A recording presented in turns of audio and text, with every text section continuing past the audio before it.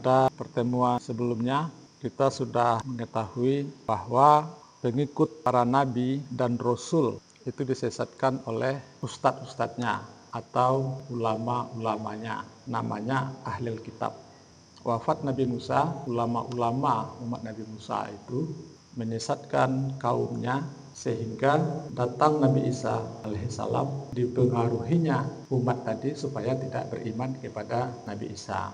Setelah Nabi Isa alaihissalam, datang Rasulullah Muhammad sallallahu alaihi wasallam. Ustadz-ustadznya, ulama-ulamanya mempengaruhi pula pengikut-pengikutnya supaya tidak beriman kepada Nabi Muhammad Rasulullah sallallahu alaihi wasallam. Nah, jadi seperti itu sunatullahnya. Disesatkan oleh ulama-ulamanya. Namanya ahlul kitab. Waddat ta'ifatum min ahlul kitab law yudillunakum. Ahli kitab itu sangat berkeinginan sekali untuk menyesatkan kamu. Sunatullahnya gitu. Pokoknya ditinggalkan oleh Nabi atau disesatkan. Nah, kita ambil contoh kemarin umat Nabi Musa. Ditinggalkan hanya 40 hari oleh Nabi Musa. Nabi Musa mau ke Bukit Tursina, ditinggalkannya umatnya 40 hari. Langsung disesatkan oleh Samiri. Padahal di situ ada Nabi Harun. Nah, sedangkan kita hari ini sudah berapa puluh tahun ditinggalkan oleh Nabi besar Muhammad Rasulullah Sallallahu Alaihi Wasallam. Apa tidak disesatkan tuh? Ya, disesatkan oleh ahli-ahli kitab yang fasik. Ahli kitab itu ada yang beriman, ada. Di antara mereka ada yang beriman, wa aksaruhumul fasikin. Tetapi kebanyakan dari mereka adalah orang-orang fasik. Yang beriman ada, tetapi kebanyakan dari mereka adalah orang-orang fasik. Nah, tetapi kita tidak memakai istilah ahli kitab, ulama su namanya, ulama-ulama kerajaan. Ada kan ulama-ulama kerajaan itu yang mempengaruhi raja untuk membunuh Nabi Isa, kan? Ulama-ulama kerajaan. Nah, sekarang ini siapa ulama-ulama kerajaan? Sekarang nih, ya, memecah belah umat. Akan tetapi umat Rasulullah, umat Islam ditinggalkan Al-Quran. Al-Quran ini tetap kekal sampai hari kiamat. Tinggalkan Al-Quran. Sedangkan Al-Quran ini tetap kekal sampai hari kiamat. Makanya kita tidak boleh berpisah dari Quran. Karena Al-Quran ini mukjizat Rasulullah Sallallahu Alaihi Wasallam yang terbesar. Mukjizat Nabi itu banyak, tetapi yang terbesar adalah Al-Quran. Nah, nggak bisa dirubah nih Al-Quran. Mukjizat itu artinya untuk melemahkan lawan. Makanya Al-Quran ini memang untuk orang-orang yang cerdas, untuk orang-orang yang berakal. Makanya kita mengaji Quran ini, kita harus berakal, harus berpikir kita nanti. Berpikir. Pada pertemuan yang lalu sudah kita jelaskan orang-orang ahmak kan, alamatul ahmak dijelaskan oleh Ibnu Hibban. Ibnu Hibban itu perawi hadis. Kan ada hadis riwayat Ibnu Hibban. Nah, Ibnu Hibban ini mengatakan di dalam bukunya Raudatul Ukala wa Nuzhatul Fudala, orang-orang bodoh tuh, orang-orang ahmak tuh, ciri-cirinya tarkut tasabut, meninggalkan tabayun, meninggalkan klarifikasi, meninggalkan verifikasi. Nah, jadi orang-orang bodoh nih. Nanti tahu kita, ini bodoh bapak nih, ini bodoh orang ini. Dia nggak mau verifikasi, dia nggak mau tabayun. Wa ajalatu fil hukmi, buru-buru di dalam menilai, buru-buru di dalam menilai. Yu'ajjilu fil mawaqif, tergesa-gesa mengambil kesimpulan.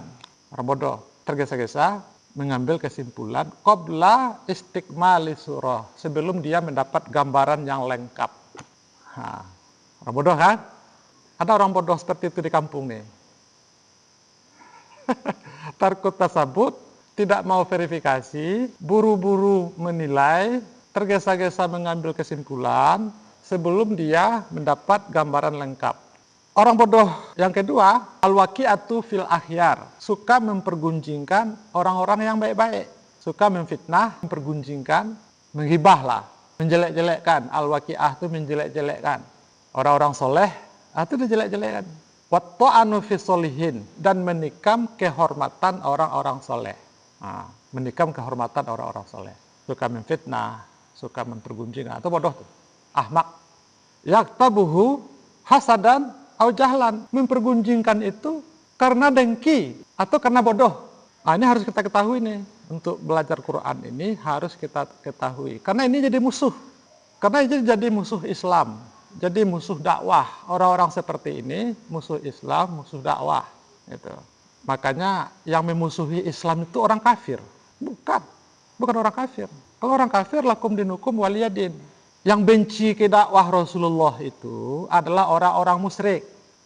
Wallazi arsala rasulahu bil huda wa dinil haq liyuzhirahu ala dini kullihi walau karihal musyrikun. Ya kan?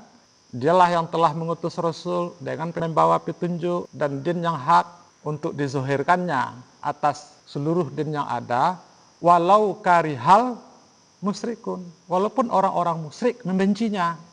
Yang benci kepada dakwatul haq itu orang-orang musyrik. Makanya di dalam sejarah Rasulullah perang dengan musyrikin Mekah. Kan? Musyrikin Mekah. Siapa musyrikin Mekah tuh? Mereka juga, dari orang kampungnya, keluarganya juga. Makanya Al-Quran menyebutnya musyrik. Siapa mereka ini? Mereka ini yang pertama, dia mempunyai sifat nifak, munafik. Munafik itu hatinya ya, mulutnya fasik. Ini berapa nih? Oh, nggak usah dibeli. Atau fasik tuh, mulutnya fasik. Karena tidak cocok hatinya dengan mulutnya. Tidak cocok hatinya dengan mulutnya. Hatinya nifak, mulutnya fasik, perilakunya musyrik, mendua. Jadi itu satu orang. Jangan dikira orang munafik dia pula, fasik dia pula, musyrik dia pula. Tidak, satu orang tuh. Hatinya namanya nifak, mulutnya tuh fasik, perilakunya mendua. Syirik tuh mendua. Inilah musuh tuh. Makanya walau karihal musyrikun wala yunfikuna illa karihun. Berinfak juga dia, tetapi karihun. Kalimatnya tuh, walau karihal musyrikun. Berinfak karihun. Terpaksa. Diterjemahkan dalam bahasa Indonesia, terpaksa. Sebenarnya artinya benci, makanya disebut-sebutnya. Ini kita jumpa itu. Gitu. Ini yang disalahpahami orang selama ini. Dikiranya orang munafik itu, orang fasik, musyrik. Satu orang tuh. Gitu. Perkataannya beda dengan perbuatannya, beda dengan hatinya. Orang nih, bapak ini punya sifat nifak. Hatinya tuh berbeda, mulutnya tuh. Mantap kali, mulutnya mantap kali. Padahal hatinya bukan seperti itu. Nah, hati. Jadi nifak tuh masalah hati. Berbeda, disembunyikannya, nifak. Munafik kan? Apabila dia berbicara, itu sangat percaya kali, harus tabayun dulu. Nggak benar tuh. Perilakunya musyrik. Perilakunya itu kan musyrik itu kan mendua. Baik di sini, baik di sini. Jadi nggak jelas apa sih maunya orang nih. Itu. Apa sih maunya orang nih? Itulah orang musyrik. Jadi jangan musyrik itu orang yang menyembah pohon, orang itu ya juga. Tapi itu tuh kan itu ya juga. Ya kan? Ada satu orang, itu juga orangnya. Itu. Nah, oleh sebab itu, ini yang harus kita pahami. Karena iman itu tasdik bil qalbi, iqrar bil lisan, amal bil arkan. Hati, mulut, perbuatan. Itu ke satu tuh. Hatinya nifak, mulutnya fasik, perbuatannya syirik, musyrik. Gitu. Nah, itu makanya kalau mengaji Quran nih, kita harus berpikir nih. Harus berpikir. Kenapa? Karena ada huda, ada bayinat, ada furqan. Nah, itu dah kan kemarin. Al-Quran itu wahyu yang diturunkan oleh Allah kepada Nabi Muhammad melalui malaikat Jibril dan berpahala jika membacanya. Ya. Al-Quran menurut syar'i huda, bayinat, furqan. Nah, sekarang kita perjelas. Kita lihat surat 4 ayat 82.